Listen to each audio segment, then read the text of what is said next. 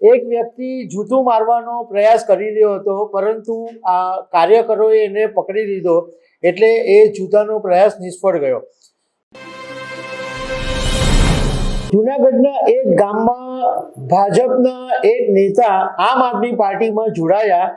એના માટે એક સભાનું આયોજન કરવામાં આવ્યું હતું અને જ્યારે વિસાવદરના ધારાસભ્ય ગોપાલ ઇટાલિયા આ સભાને સંબોધન કરી રહ્યા હતા અને લગભગ 15-20 મિનિટ સંબોધન કર્યું, એ પછી એક એવી ઘટના બની કે જેને કારણે ભારે હોબાળો મચી ગયો.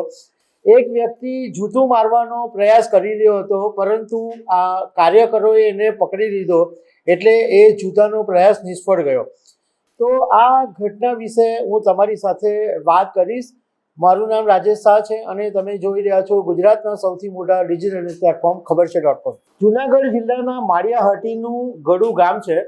ત્યાં ગાડી ભાજપના એક બહુ જ જૂના નેતા અને જુનાગઢના પૂર્વ ઉપપ્રમુખ બચુભાઈ સિસોદિયા આમ આદમી પાર્ટીમાં જોડાયા. એના સન્માનનો કાર્યક્રમ શુક્રવારે રાત્રે આ ગડુ ગામમાં રાખવામાં આવ્યો હતો.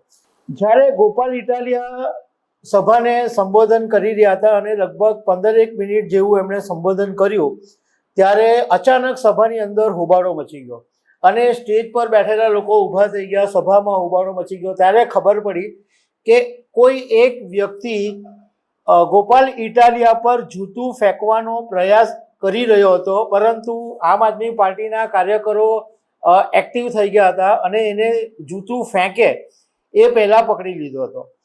એટલે તરત જ હોબાળો મચી ગયો. ત્યાં પોલીસ હતી તો પોલીસે પકડી પણ લીધો. હવે પોલીસે એની પૂછપરછ કરી રહી છે, શું હેતુ હતો, ક્યાંથી આવ્યો. અત્યાર સુધી એ નથી ખબર પડી કે આ કઈ પાર્ટીનો માણસ હતો, ઇન્ડિવિજ્યુઅલ હતો, શું હતું, શું ઈરાદો હતો, એ બધી અત્યારે ખબર નથી પડી. પણ જ્યારે આ ઘટના બની ત્યારે ગોપાલ ઇટાલિયાએ સભાના મંચ પરથી એવું કીધું કે અત્યાર સુધી તો આ માણસ કમ્પ્લીટ બેઠો હતો, રૂડો રૂપાળો લાગતો હતો, કઈ ઉપરથી ફોન આવ્યો એટલે અટકી ગયો, આવી વાત કરી. અને પછી એવું કાર્યકરોને કીધું કે આને મારતા નહીં, એક ખૂણામાં લઈ જાઓ. પછી ગોપાલ ઇટાલિયાએ કીધું કે સાવ નબળા માણસને મોકલી દીધો, આવા માણસને થોડી મોકલાય, કઈ જૂતું મારી શકે એવા મજબૂત માણસે તો મોકલવો હતો. પછી એમ બી કીધું કે અત્યારે એવું બને છે કે જે સભામાં જાઓ ત્યાં ઘડી આવું બને છે. હમણાં થોડા સમય પહેલાં જામનગરની અંદર પણ આવી જ ઘટના બનેલી. જ્યારે ગોપાલ ઇટાલિયા સભાને સંબોધન કરી રહ્યા હતા ત્યારે એક વ્યક્તિએ ગોપાલ ઇટાલિયા પર જૂતું ફેંક્યું હતું, પણ એ વખતે પણ વાગ્યું નહોતું. અને એ વખતે જે વ્યક્તિ પકડાયેલો એનું નામ છત્રપાલસિંહ સામે આવ્યું હતું અને કોંગ્રેસનો કાર્યકર હતો એવું તે વખતે સામે આવેલું. હવે ગોપાલ ઇટાલિયાએ આગળ જે કીધું એ સાંભળવા જેવું છે કે જે સભામાં જઈએ એમાં અમને જૂતા ફેંકે છે, પાણા ફેંકે છે, કાં સવાલ પૂછે છે માણસો મોકલીને, તો અમે શું ખોટું કર્યું છે? અમે આજ સુધી સારા કામ કર્યા છે, તો ભાજપથી આ બધું જીરવાતું નથી એટલે મોકલે છે. તો અહીંયા ઘણા બધા લોકોનું કહેવું એમ છે કે ગોપાલભાઈ ઇટાલિયા, તમે ખોટું એ કરેલું છે કે તમે 2017માં પ્રદીપસિંહ જાડેજા પર જૂતું ફેંકેલું તો તમારા હાથના કરેલા હૈયે વાગી રહ્યા છે.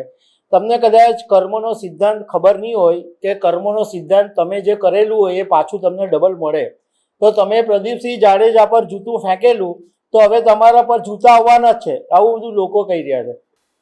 પણ આ ઘટનાના બહુ ઘેરા પ્રત્યાઘાત પડ્યા અને